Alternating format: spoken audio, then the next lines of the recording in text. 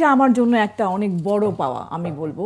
Theatre করতে এসে থিয়েটারে একটা সোলো পারফরমেন্স করা, আমি বলবো এটা একটা ভাগ্যের ব্যাপার, সবার ক্ষেত্রে হয় না। অনেক বড় বড় আর্টিস্ট আছেন, অনেক বড় বড় অভিনেতা অভিনেত্রী আছেন যারা অনেক বছর ধরে কাজ করে যান, বাট সোলো পারফরমেন্সের যে অভিজ্ঞতা, ওটার মধ্যে দিয়ে যাওয়ার অভিজ্ঞতা হয়তো সবার হয় না।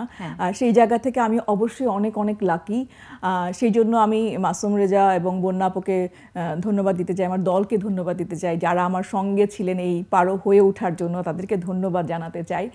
আর এটা ভীষণ একটা চ্যালেঞ্জিং কাজ, কারণ 1 ঘন্টা ধরে আসলে এতগুলো ক্যারেক্টার একা করা, এটা আসলেই খুব খুব খুব ডিফিকাল্ট।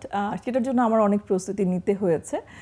এবং প্রথম যেদিন আমি মঞ্চে উঠছিলাম তখন আমার ভীষণ ভীষণ ভীষণ ভয় করছিল যে কি হবে, আমি সব ডায়লগ দিতে, কারণ আমার তো কোনো কো-আর্টিস্ট নাই, আমাকেই সব কিছু করতে হবে, সবার নজর শুধু আপনার দিকে, সব কিছু আমাকে করতে হবে পুরোটা সময়। তো আমার তখন খুব নার্ভাস লাগছিল যে যদি কোথাও ভুলে যাই তখন কি হবে, তখন তো আর কিছু করার নাই, এরকম অনেক অনেক মানে কি হবে, দর্শক রিয়াকশন কি হবে, সব কিছু নিয়ে খুব নার্ভাস ছিলাম।